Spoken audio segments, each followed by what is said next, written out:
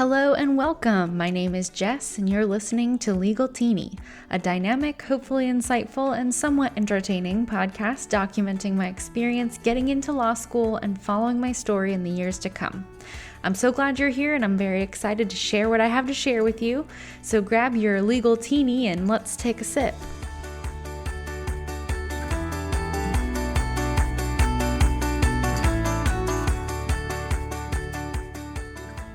In this week's episode, I'm going to go over the pros and cons of being a non-traditional student versus a traditional student, and also give you 6 really simple ways to combat imposter syndrome.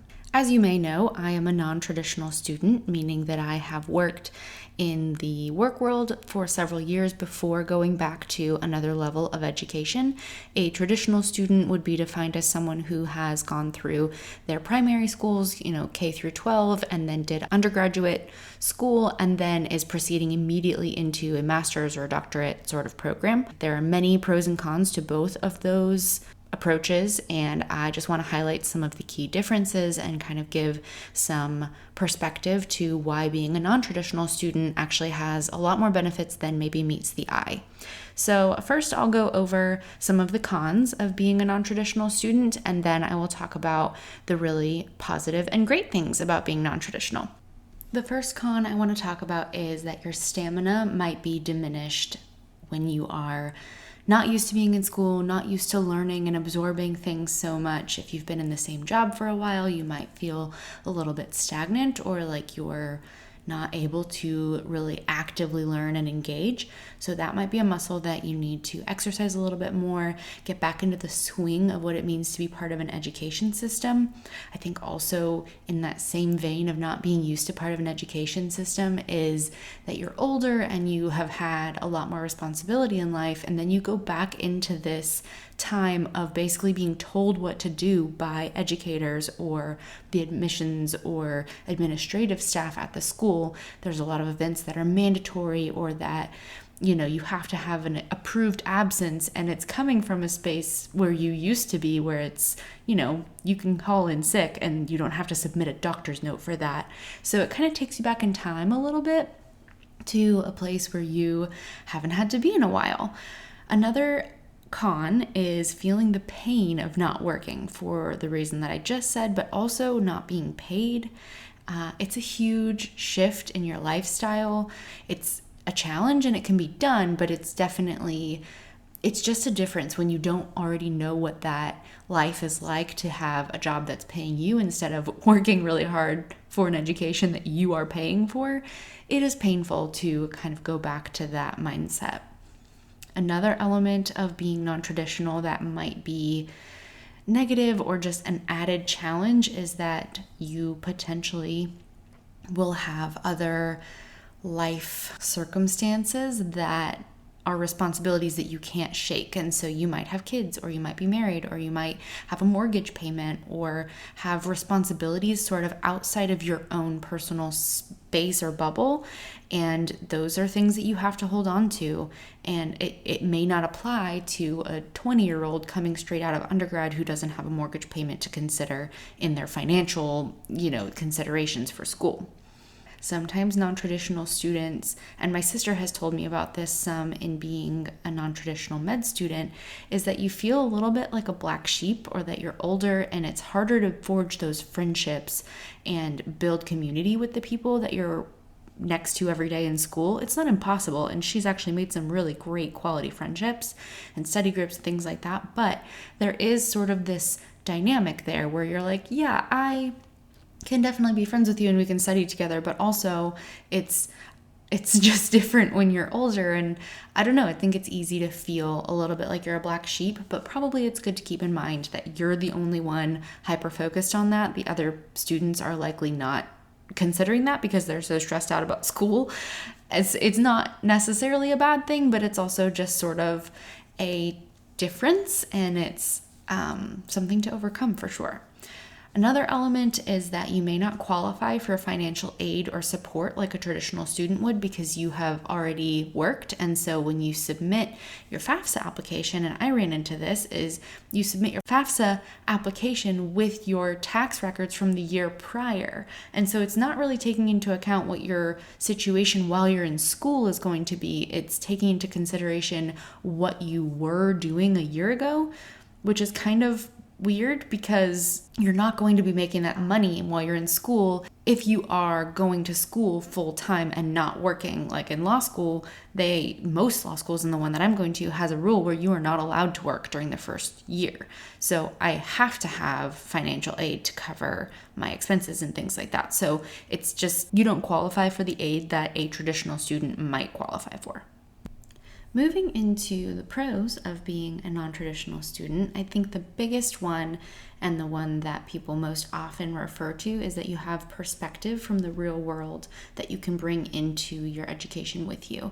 You have experienced things that are real, and so you can look at school as, yes, it's important and it is weighty and it means something, but also it is school. The world is not ending, no one is dying, there's no panic there. I mean, there's stress, don't get me wrong, but there is this element where you can you've removed, I guess, the rose-colored glasses, and you can say, okay, this is what is real and this is what's important.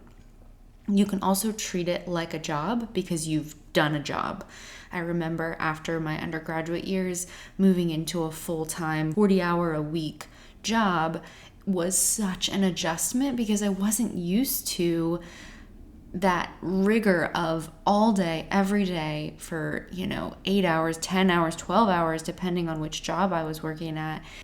Similar to how a non-traditional student going back into school is kind of out of the swing of education, I think that one benefit of having that job experience is that you can treat school like it's your job, and you can get there at 8 a.m. and in between your classes, instead of just going to take a break somewhere or go get coffee or hang out with your friends, you are studying during those breaks and really optimizing the time that you're spending on campus. And if you spend all day there, then you still may have reading to do in the evenings and homework assignments, things like that, but you're not scrambling on your evenings and weekends because you are really prioritizing those core kind of 40 to 60 hours during the week. You're able to treat it like it's a job. You also, when you're a non-traditional student and have that work experience and are more comfortable with adults and professional relationships, it's a lot easier to talk to your professors, the people in the administrative offices, because you've been there, you understand what it's like to work in those offices and what those little inter-office dynamics are. You're just easier with that communication and with talking to them. It's less daunting. It's not intimidating to talk to your professor as much because they're just an adult like you are. And I mean, that still applies to traditional students, and I wish that people would be a little bit more comfortable and confident talking to their professors, even if they're 20 years old, because you're still an adult and you've proven yourself to get here. You're in the class for a reason. So you don't have to be afraid of this professor whose job it is to teach you this content. Small plug for that. Being comfortable with the professors and with the administrative staff is a huge leg up because they are your ticket to success. When you go into office hours or you go in and ask specific questions, they are eager and excited to help you and don't view it as a negative thing. They view it as this person is eager to learn. They want to make sure they're doing it right. They're taking the steps that they need to take in order to be successful, and that behavior is generally rewarded. Now, you can go over the top on that and ask way too many questions and be burdensome in the way that you're interacting with them. And I think that's a fine line that you have to find for yourself. But all in all, professors, staff, they're excited and they're willing to help if you ask for help. A big piece of being a non-traditional student is that you value the education a little bit more. When I was an undergrad, though I was paying for my education, I don't think I really respected or understood the value of what I was getting. I knew that I needed it and that I, wanted to have a degree to get certain kinds of jobs. And I knew that it was valuable that I was having this experience and learning and, taking leadership positions and expanding my horizons in that way. But I don't think I really appreciated or valued the actual education as much, which, I went to the University of Texas, which is, a really, really good school, but it's also a really social school. And I think I valued the experience of the student body and the organizations and things. I valued that a lot more than my education, though I still got a great education and feel that I learned a lot. I think in this scenario, I am so much more excited about the content of what I'm learning, which I think just happens as you move up in education and get higher education, because you're focused a lot more on a specific area that you're learning. So you value that education a little bit more, and you also understand the context of what you're learning and how that can apply to real life scenarios.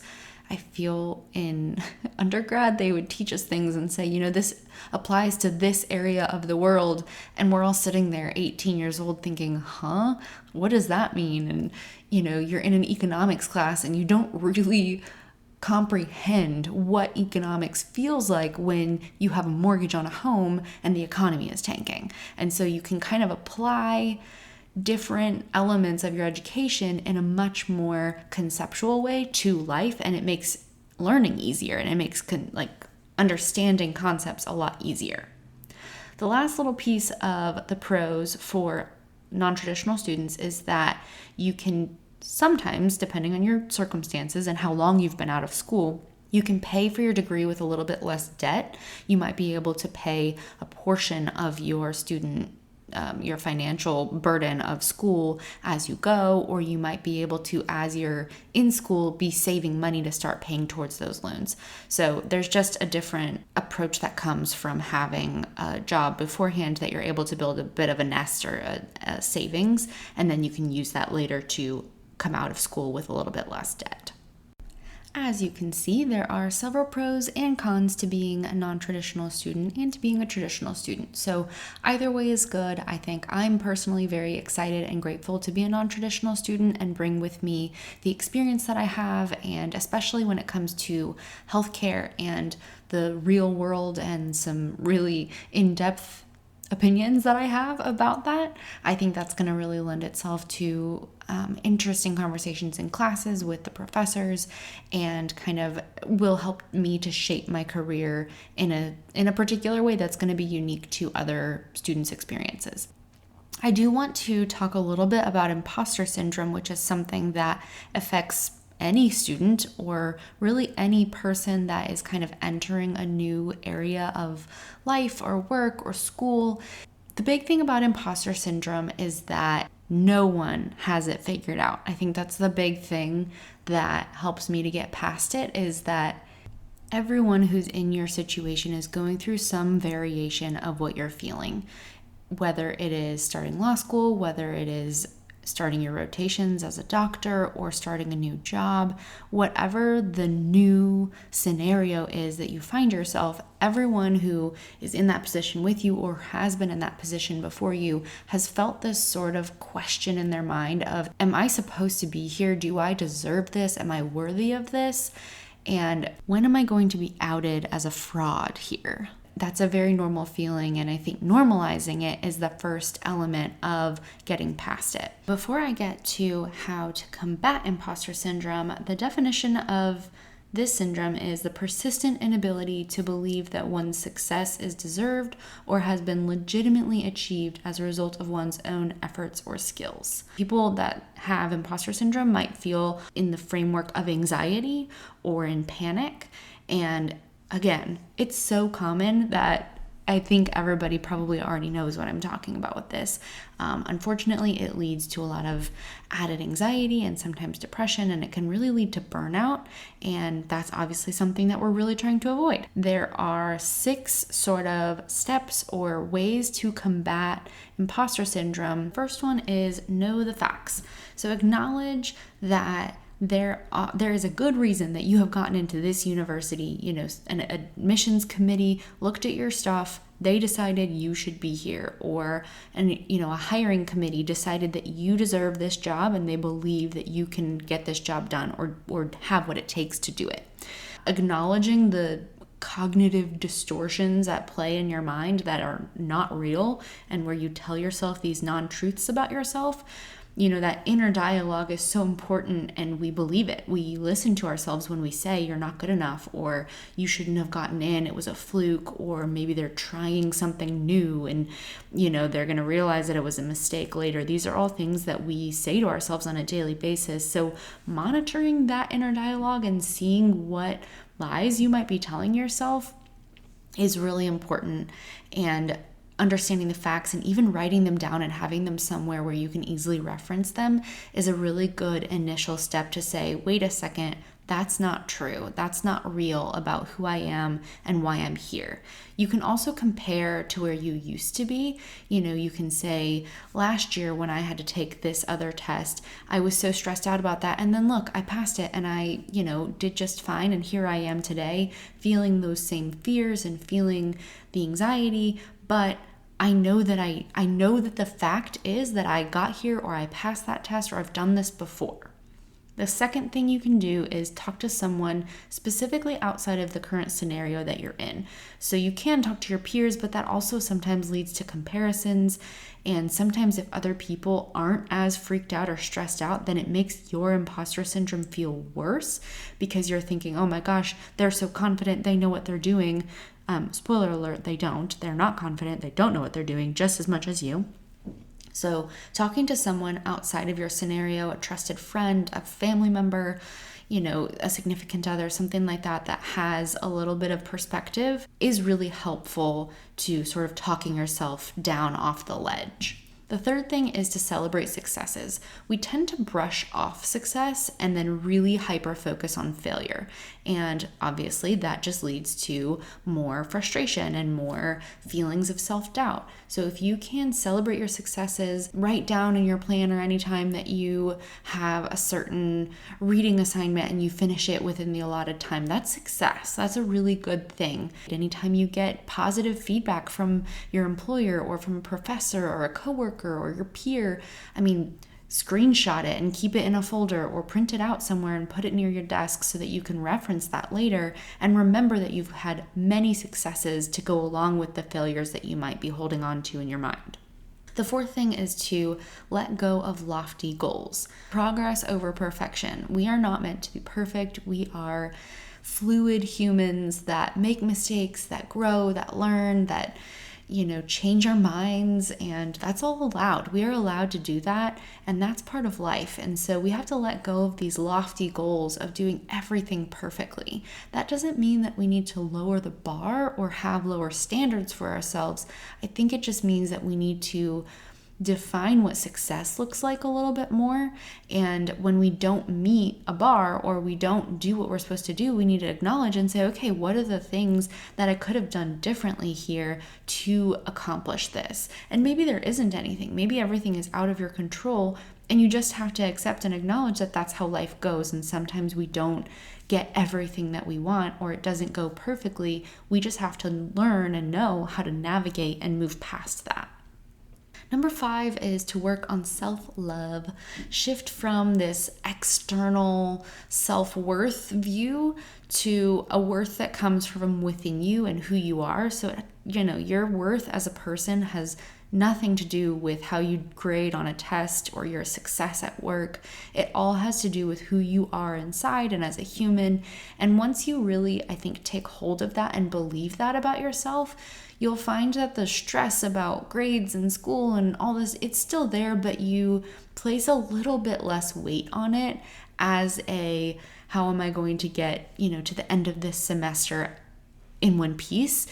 You start to believe that you can do it, and that whatever grades you get, you did your best. And as long as that means you did do your best, that you are committed to your study schedule, or you're, doing the work you need to do in order to achieve these grades, or, this amount of success at work. As long as you're doing that, then I think you can really shift your view of yourself from being external self-worth to coming from within. The last way to combat imposter syndrome, number 6, is to share your failures with other people, which sounds really terrifying, but hear me out. If you share your failures with other people, it encourages them to do the same with you. So if you talk to someone about, man, I kind of, slipped up on this, or I dropped the ball on this, and here's how I'm feeling about it, they might be really open with you and say, oh my gosh, I did the same thing last week, or wow, that reminds me of what I did in my first semester, and I totally thought I was dumb and I thought I was an idiot, but it turns out that everyone was struggling with that. And it allows some transparency, I think, between people, where you can recognize that you're not the only one really struggling and working hard.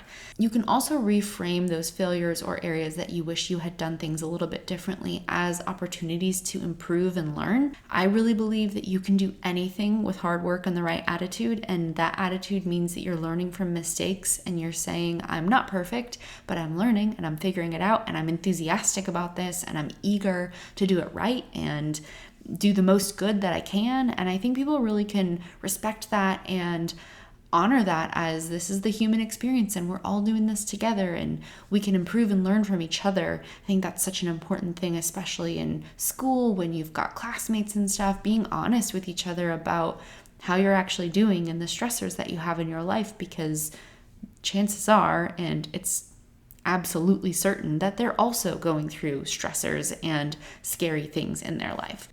So those are the 6 things that I would say can best battle imposter syndrome, and just knowing that it's normal and everybody is going through it and you have been chosen to be in this place, and that's incredible. So that is what I have to say about imposter syndrome. I hope that this was helpful for you and that you know that you're not alone in this. Thanks so much, everyone, for listening. This is Legal Teeny. I'm very excited to be recording these podcasts for you. And if there's any content or anything that you are wondering about or would like for me to cover, please let me know. You can find me on Instagram at legalteeny_podcast. You can also check out my website, legalteeny.com, for more information about me and how to contact me. That is all that I've got for y'all. Thanks for listening to Legal Teeny, your very own sip of law school.